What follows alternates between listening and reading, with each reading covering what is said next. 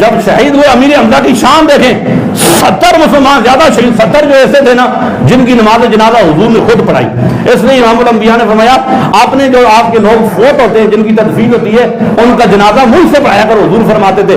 اس لیے جس کی جنازہ میں پڑھاؤں گا اللہ اس کی قبر کو روشن اور منور فرما دے گا.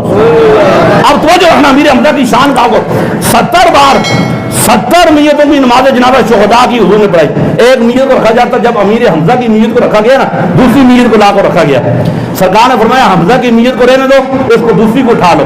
دوسری کو لایا، سرکار نے پھر نماز جنازہ ادا کی. فرمایا حمزہ کی میت کو رہنے دو، تیسری کو لا کے رکھ دو. جب 70 نماز جنازہ حضور نے ادا فرمائی.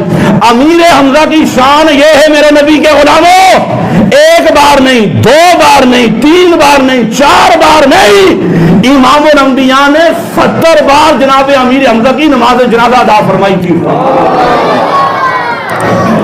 کتنی بار؟ 70 بار جناب امیر حمزہ کی یہ شان ہے، یہ مقام ہے.